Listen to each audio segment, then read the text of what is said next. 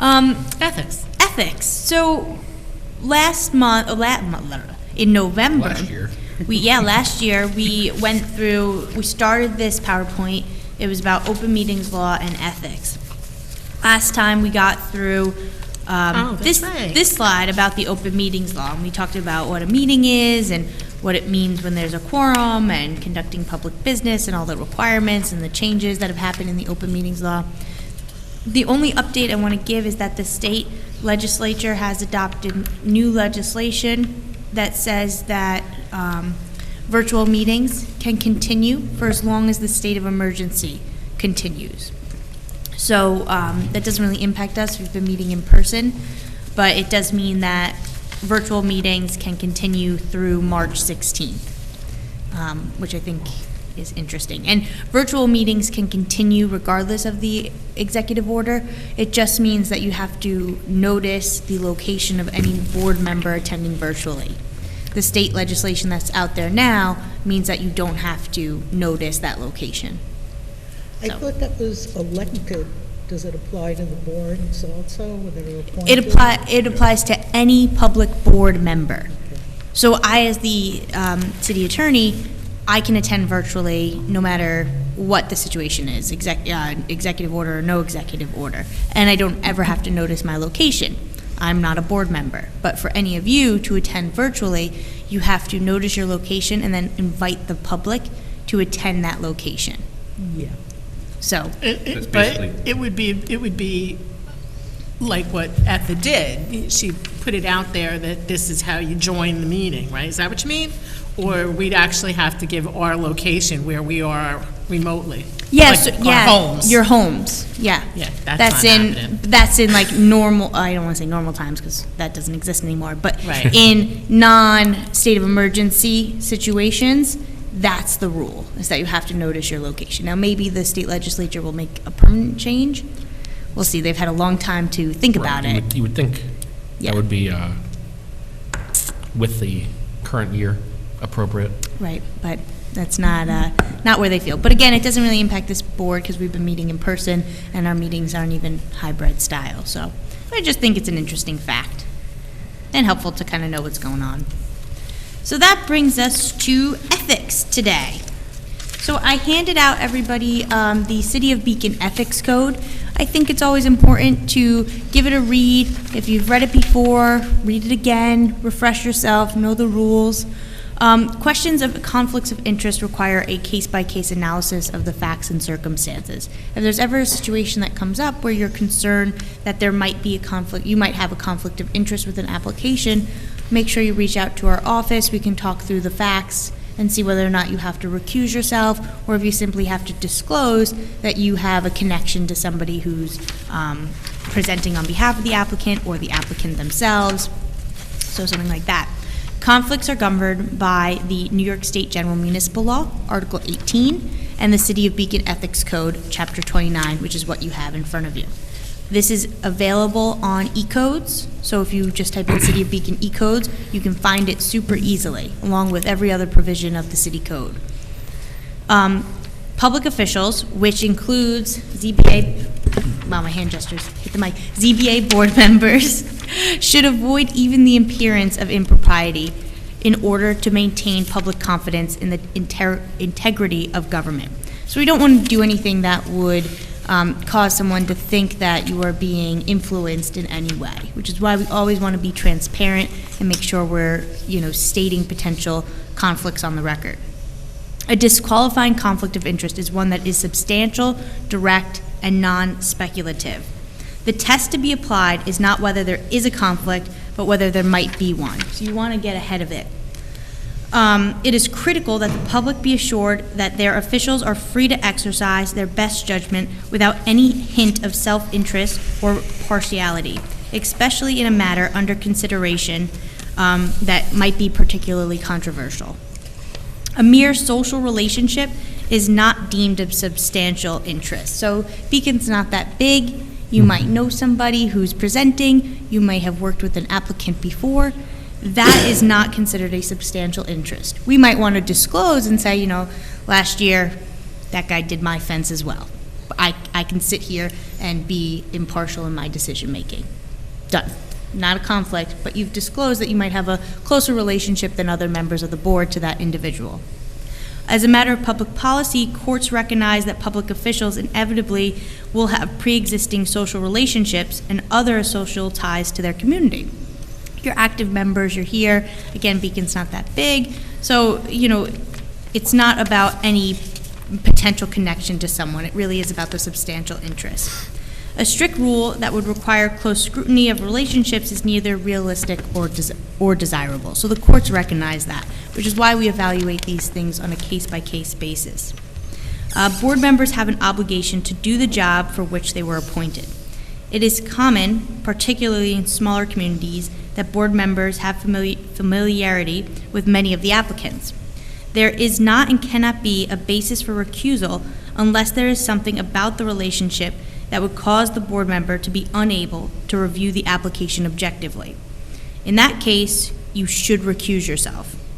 But this should be in a rare occurrence. Otherwise, it is doing a disservice to the applicant due to a frequent inability to have a full membership of the board review and decide the application. So the goal is to have all 5 of you make a decision on the application, which is why, our instinct's not to go immediately to recusal. That's not what people want. So let's talk about Article 18. So New York State General Municipal Law, Article 18, prohibits municipal officers and employees from having interest in contracts with the municipality for which they serve, but only under certain circumstances. So to have a prohibited interest in a contract, 4 conditions must be met. There must be a contract, the individual must have an interest in that contract, the individual must have certain powers or duties with respect to the contract, and the situation must not fit within any of the exceptions listed in the law. So a contract for purposes of Article 18 is any claim, account, or demand against or agreement with a municipality, express or implied. It's very interesting. There is case law out there that says a building permit is a contract. There is no case law out there that says whether or not a variance resolution is a contract or whether a site plan resolution is a contract. The Committee on Open Government has frequently opined that in their opinion, a land use approval is not a contract, but the states have not, the courts have not made a determination on that. So we would advise, so it might not be a conflict under Article 18, but again, if you're going to benefit in any way from an approval resolution, maybe we approve a setback that would allow a fence, and then you're going to be the one to install the fence, that would be not great. We would definitely want to recuse ourselves in that situation. Let's see, what do I have next? So City Code of Ethics, we'll talk about a couple key provisions. We have Section 29(6)A. No city officer, city board member, city employee, or city consultant shall have any interest, financial or otherwise, direct or indirect, or engage in any business or transaction or professional activity, or incur any obligation of any nature which is in conflict with, or which might be reasonably tend to conflict with the proper discharge of his or her duties. So the example I gave about you benefiting from a setback variance where you'd be the one to do the construction or anything like that, that would be a violation not of general municipal law, but clearly of Chapter 29. Disclosure of interest is required if you have any financial interest, direct or indirect, in any contract with the city or the sale of any land, materials, supplies, or services to the city, or in any contract or supplying the city, and you have to make that interest known in writing to the City Council and the Board of Ethics. The conflicted person shall not in any way participate in any discussions of the contract. Again, this is more than just, this really impacts the City Council. I think it's important that everyone as a ZBA member is aware of the provisions of the Ethics Code and the disclosure of interest requirements. But again, it's not likely to come up in our discussions.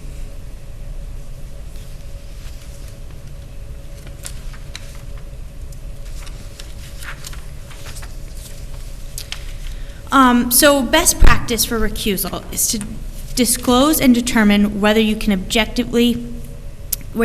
objectively and impartially.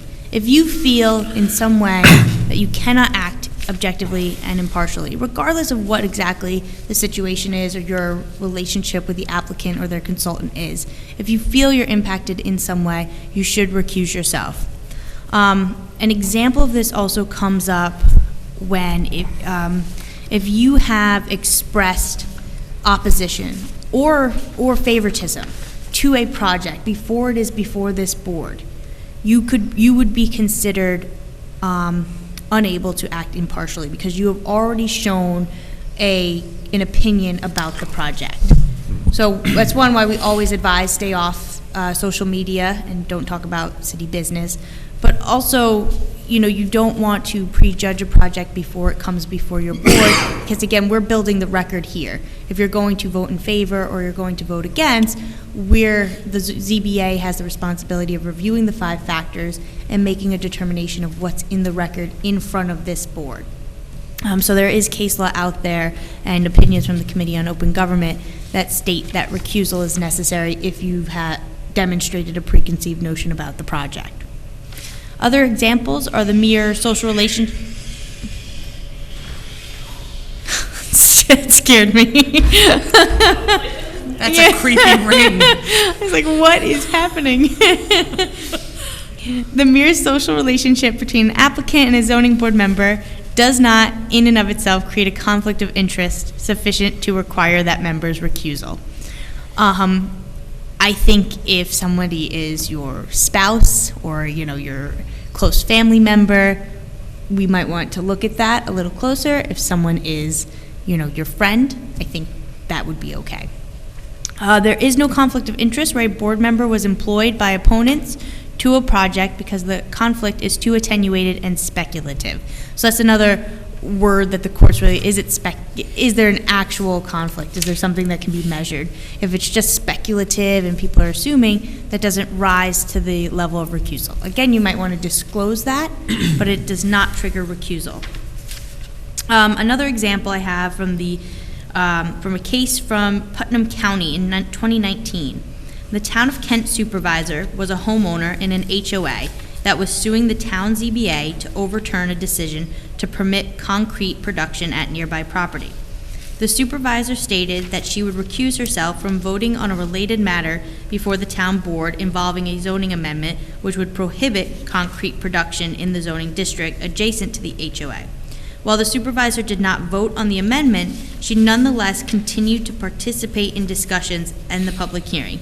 This had the potential to influence board members. So if you're going to recuse yourself, you just step away from the table and sit in the audience or even sit outside. That way it can't be perceived that you're staring at the board members and influencing them in any way. So recusal is complete separation from the discussion and from the meeting. If it's not, especially if it's controversial, you'd want to be outside the room so there can be no thoughts that you'd be influencing the ZBA's decision.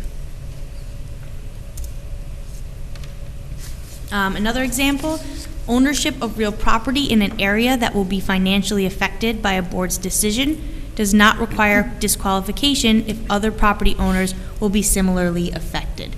So if it's not just your property being signaled out and it's a larger group, you don't have to recuse yourself.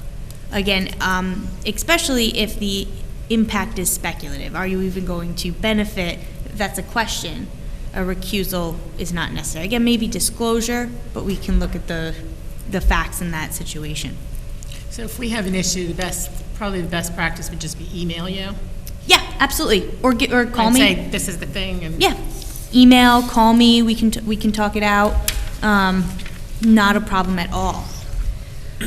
In this example that I have on the screen, the interests can be deemed too remote and indirect to constitute disqualifying conflicts. So courts also recognize that public policy should not discourage municipal officials from being property owners. You own property in the city, you might be impacted by a decision that doesn't disqualify you from participating in discussions necessarily. Again, we'd have to look at what the impact is.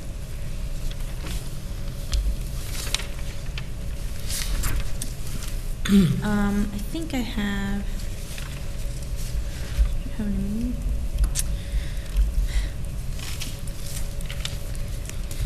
And I think that's all I have on conflicts of interest.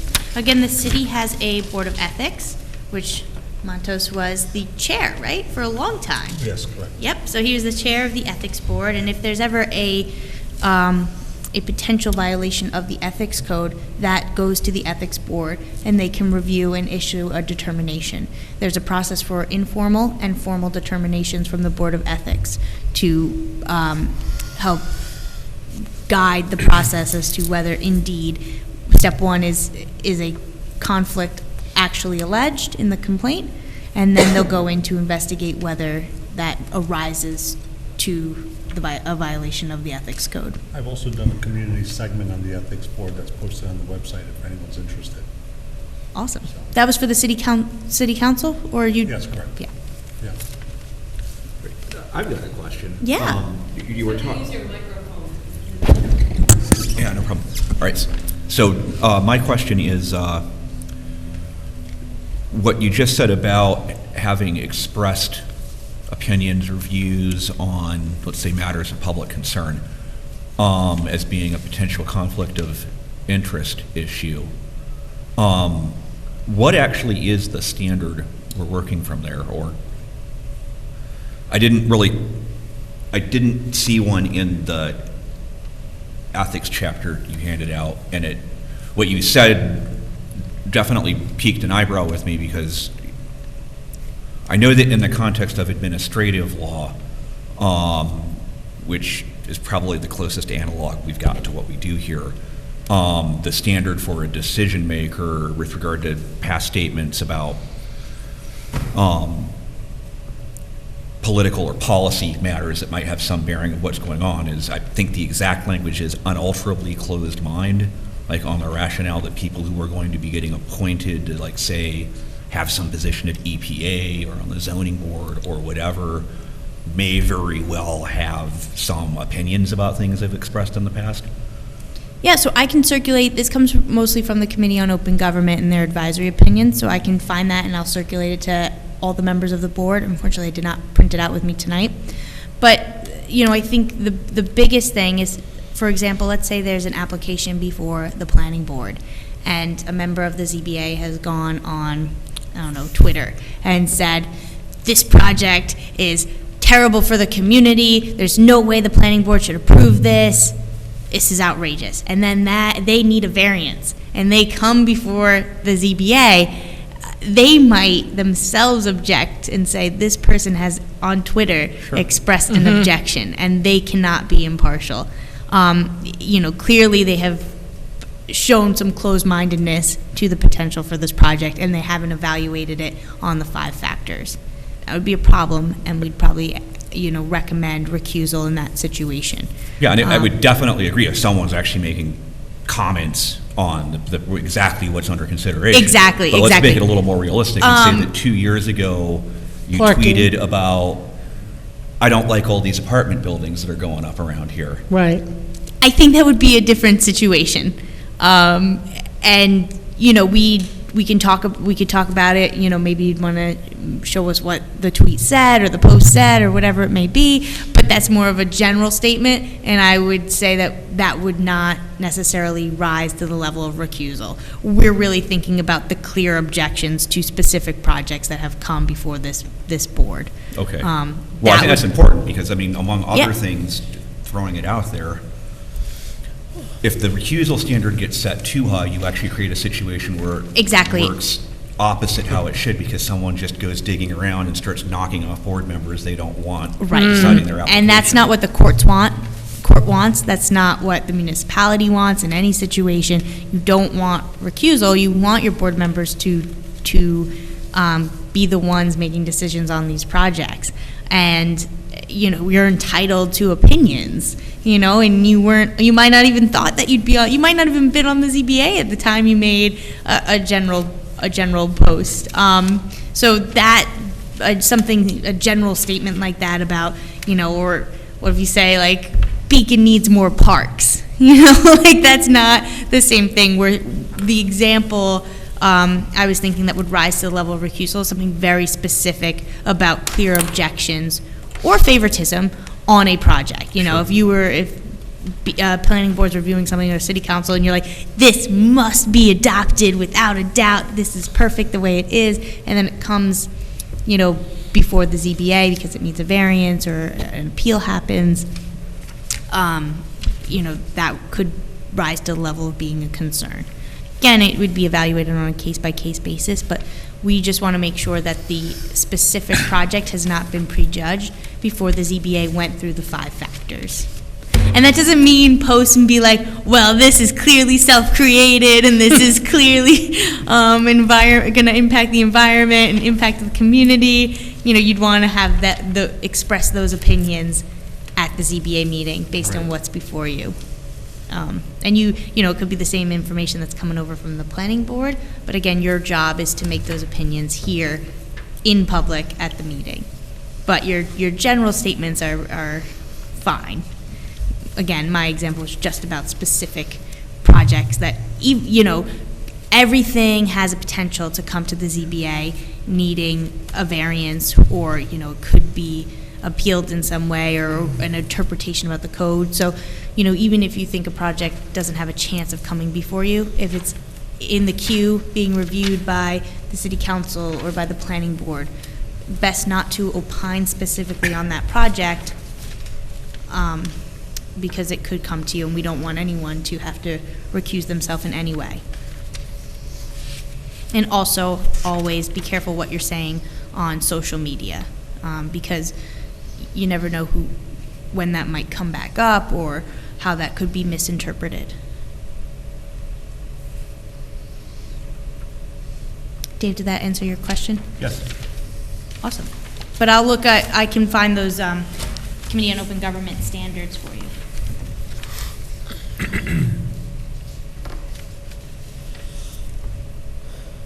Any other ethics questions? I'm sorry, when I practiced in my office, I was much slower. I guess I just talked to myself more. You time yourself? Sometimes. I got a new watch. Doesn't surprise me. I knew I should have added multiple choice next time. I think the next training is going to be a case law update. I'm going to do some research to find some interesting happenings that have come down from the court, or unless anyone else has something, you know, some burning topic they really want to hear about, I could research that instead. Well, if anything comes to mind, always email me or call me.